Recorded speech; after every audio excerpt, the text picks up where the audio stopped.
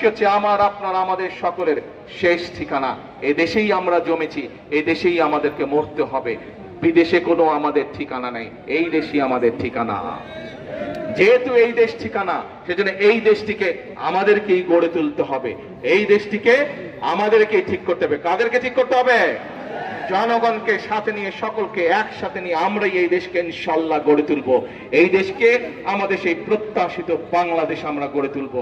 আমাদেরকে সজাগ থাকতে হবে সেই সকল দলগুলোর বিরুদ্ধে, সেই সকল মানুষগুলোর বিরুদ্ধে যারা বিভ্রান্তি ছড়াতে চায়।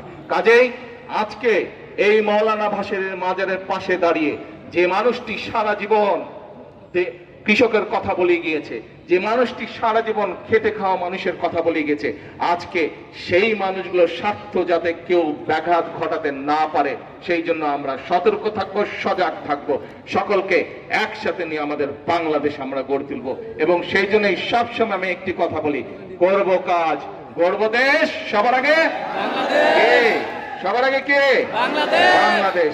আসুন, বাংলাদেশ আপনার, বাংলাদেশ আপনাদের, বাংলাদেশ আমার, বাংলাদেশ আমাদের, বাংলাদেশ আমাদের সকলের। এই দেশ আমরা গড়ব, এই দেশকে সুন্দরভাবে আমরা সামনের দিকে এগিয়ে নিয়ে যাব।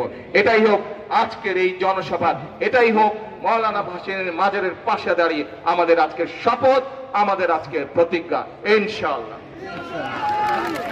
অলরেডি স্টেডিয়ামটা আপসে আপ হবে, এমনি হবে ইনশাআল্লাহ। আজকে এই প্রতিজ্ঞা নিয়ে, এই শপথ করে আপনাদের কাছ থেকে বিদায় নিচ্ছি। ইনশাআল্লাহ আবার দেখা হবে। আল্লাহ হাফেজ।